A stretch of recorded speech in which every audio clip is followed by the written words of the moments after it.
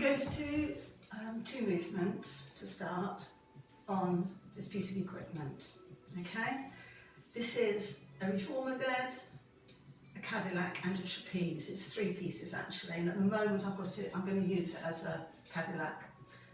Okay, so these movements could be done by a beginner. This isn't really a class or anything, it's just to give people an idea of what equipment training is, because I very often mention it and people have never seen one of these before or think you have to be super duper fit to use one, which is not the case at all.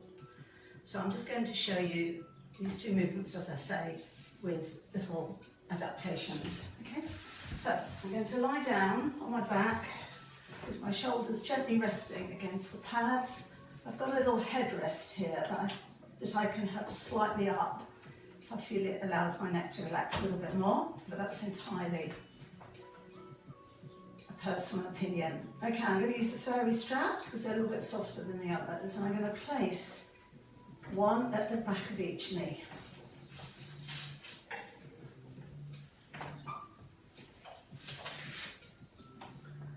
So I start in what we call tabletop in Pilates. This is rather nice actually, it's quite comfortable because my legs are nice and supported, and I can really ensure that my back gets in a nice natural position. So everyone's neutral, of course, is individual to themselves, and I just want to feel that there's no strain on my back anywhere. And I draw my tummy button in halfway to my spine, so it's a nice, mild yet very effective connection. And I want to feel that my tailbone is on the bed as much as possible. My shoulders are down and relaxed, my upper back is calm, and my jawline is relaxed. I take a deep breath in, and as I breathe out, I tap one foot onto the bed. I breathe in as I come up, and then I breathe out as the other one comes down. So this is called scissors, and it's one of the fundamental Pilates movements that we will do either near to the beginning of class or at the beginning of our training.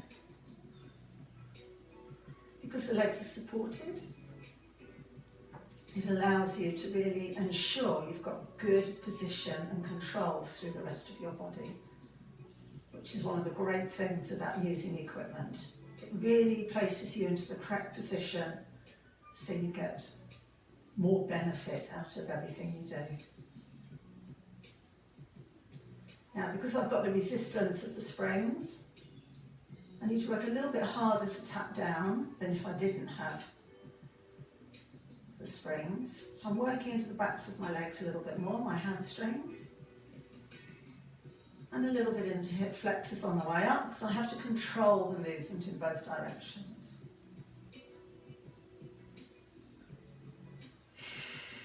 Exhaling down, inhaling up. Now I could do both legs together, so I tap down and up.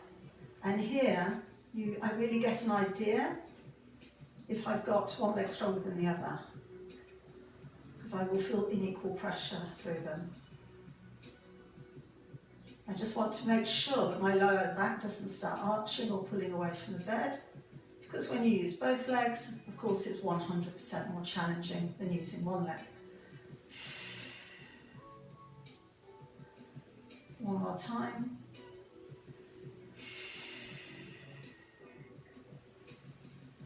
Now, I'm going to put both my feet flat on the bed. Now, because of the springs again, I really need to push my feet into the bed so they don't ping upwards. And this is not a traditional shoulder bridge, it's just a pelvic lift. So as I exhale, I lift my hips up and then I come down. If I want to work into my glutes a little bit more, I can squeeze my buttocks on the way up. This is working into the lower back on the way up, and also into the thighs a little bit. So it's all this area around here, going from the thighs through the pelvic area and into the lower back. Come up.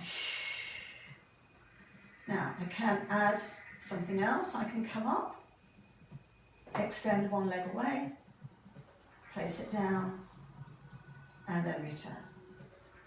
I exhale up, I inhale away, I exhale down, and I return. I have my hands on the bed to give me a little bit more support at the moment, but I could, if I wanted to, have the arms up in the air, or just across my chest. I'm going to do 2 more times. Actually, you can really start to feel this, even after only doing a few.